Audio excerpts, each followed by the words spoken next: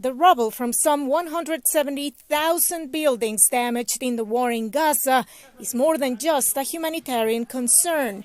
It's also an environmental one. What the likelihood that there may be storage of chemicals, fuel tanks, or other materials that may then cause contamination. The environmental quality of existing groundwater supplies were already poor, and that's been exacerbated by the current conflict. Scientists are trying to assess the environmental impacts of the wars in Ukraine and the Middle East.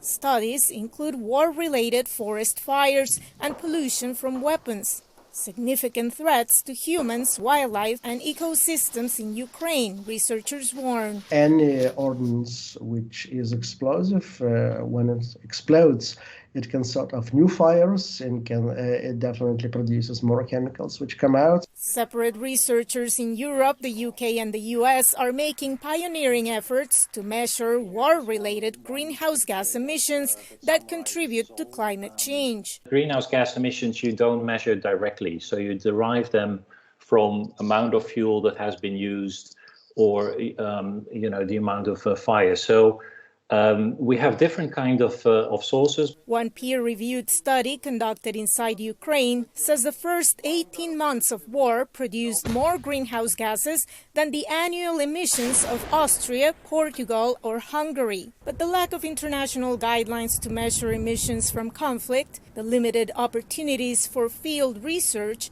and the secrecy surrounding military operations mean that estimates are not always precise or conclusive. Nonetheless, those making them argue they are important to better understand and improve the global fight against climate change. If we haven't learned anything over the past few years, extreme weather events, from floods to extreme temperatures to a whole host of salinity problems, this is at our front door. Holding climate polluters accountable remains a challenge. Under the current international reporting system, countries report the greenhouse gas emissions produced in their own territory.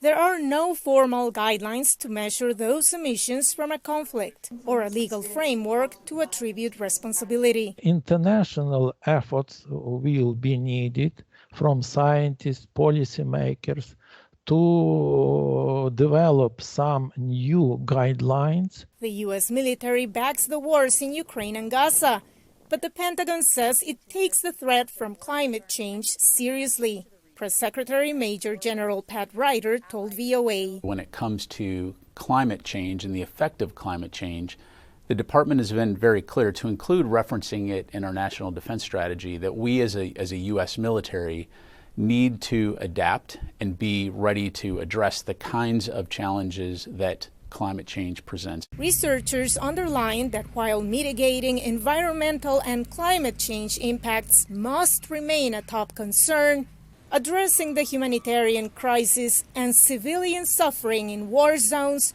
must also take precedence. Veronica, Balderas, Iglesias, VOA News, Washington.